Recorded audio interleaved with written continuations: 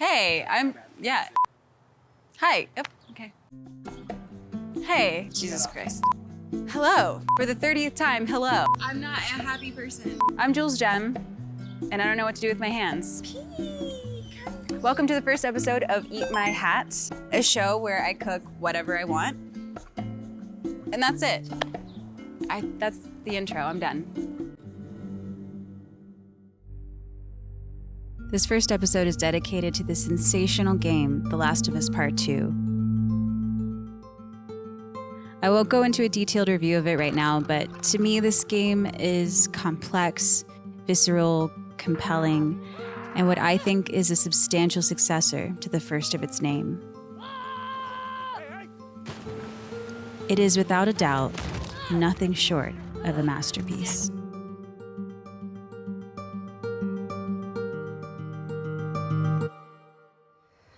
All right, don't be depressed.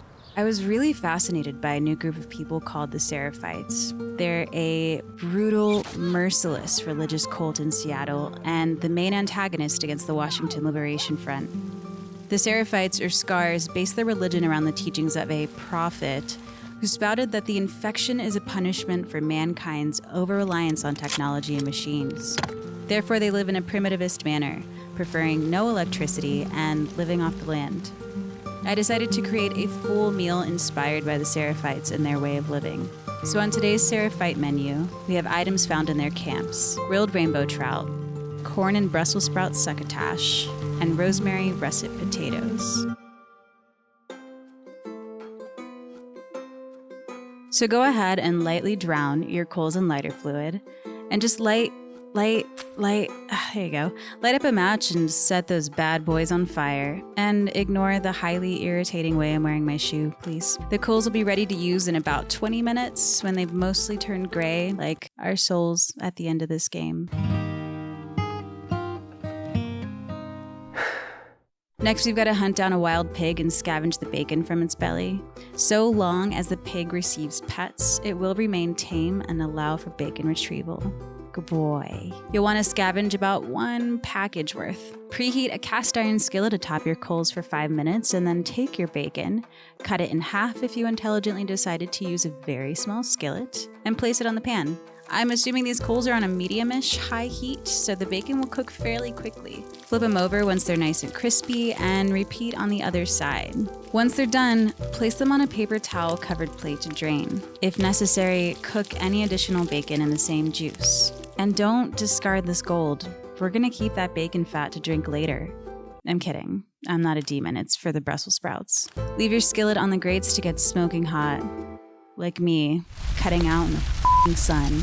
We're gonna individually prepare each Brussels sprout by cutting off the connective butt end and peeling off the outer leaves until you're left with tightly packed leaves, like this.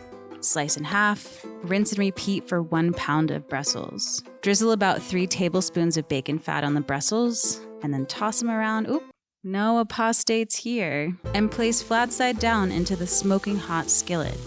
Let these bad boys cook until deeply charred, which should be about 3 to 4 minutes depending on the temperature of your coals. Then flip each one over and repeat. Remove them from the heat and let them take a breather to cool down. Aw shucks, it's time for the corn. Peel 2 corns as if you have package rage. And then remove the silky strings. To remove the kernels, take your knife and cut down as closely to the cob as possible. This isn't the safest method, but I like living on the edge. Next, peel and finely chop 2 large cloves of garlic and set it off to the side. Now let's work on slicing a tomato into small pieces by first suggestively de-seeding it, then cutting it into even little squares. You may have a wild beast appear who likes to smell ingredients, so just let him do so and he'll be on his way. Now we're gonna make our own chili powder with this dried little ancho chili. Ugh, we hired way too many flies. Break it in half, and if ketchup is too spicy for you, take the seeds out. If you like to feel the fire of 1,000 suns shooting out of you, leave them in. We'll roughly chop this up, place it in our mortar, and grind it up with a pestle, which is this little device that could potentially fracture your toe and cause you to wear your shoes like a psychopath. Add about 14 peppercorns to the mortar and grind away. After a few minutes, it'll turn into a powder. If there are a few chili chunks left, keep grinding like you're at winter formal in 7th grade. Now with 1 tablespoon of butter in the skillet, add your garlic and coat it in the butter. A minute later, add the corn, let it cook for a couple of minutes, and then add a healthy pinch of your chili black peppercorn powder. All right, now toss, let it cook for 3 minutes, and then remove from the heat. Back to the chopping board. Thinly slice 1.5 tablespoons of green onions, cause a small earthquake, and marry them to the tomatoes. Now it's time to make like ruffles and gather everything. Add to your large vessel the Brussels, garlic chili corn, bacon that you will dice, the married couple. Oh, and one important ingredient that solidifies this as a succotash: 16 ounces of homegrown, drained and rinsed navy beans. Then on top, dramatically squeeze half a lemon, sprinkle a pinch more ground pepper, and add a big pinch of salt. Mix this smoky, salty, nested with sin succotash and set aside.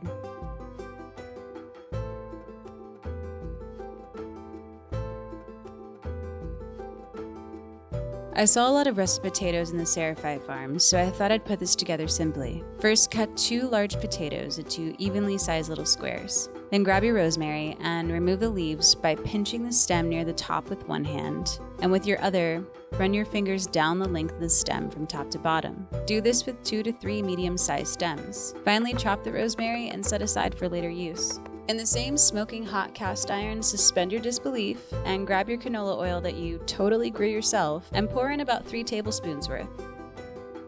This here looks like more than 3 tablespoons, and it is. My hand slipped.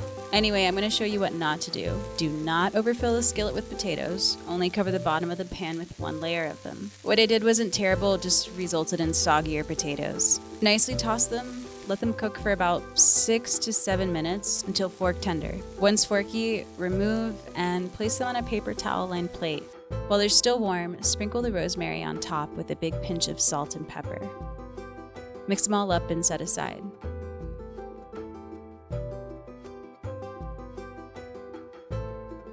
Rainbow trout were seen pretty often in the scar camps and are native to Seattle.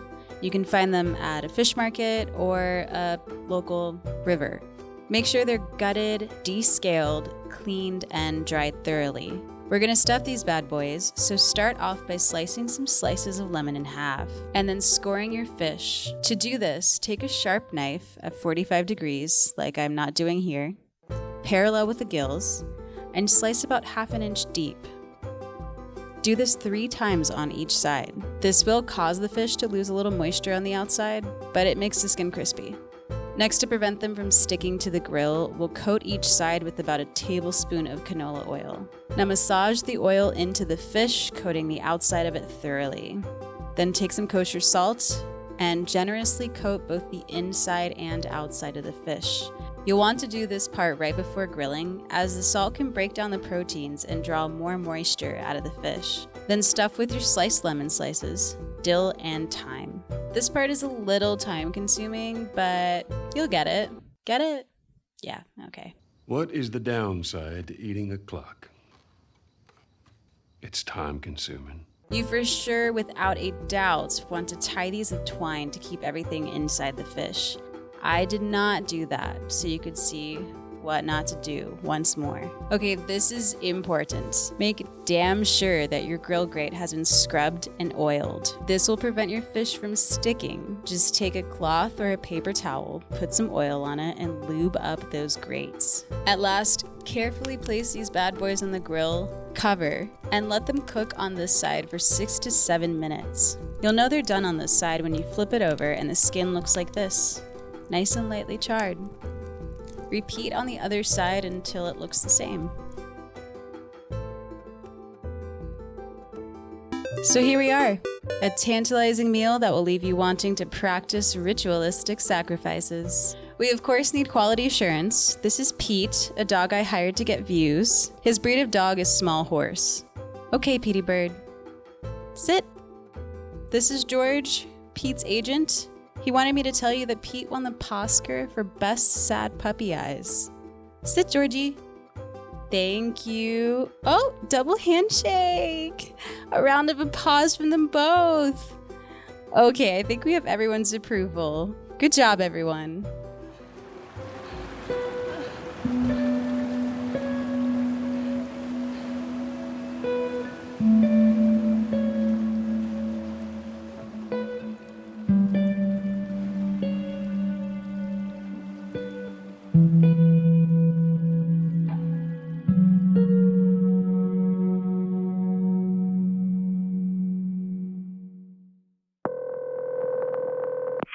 I'm just calling to ask you to subscribe because I never want to work again. I love you too.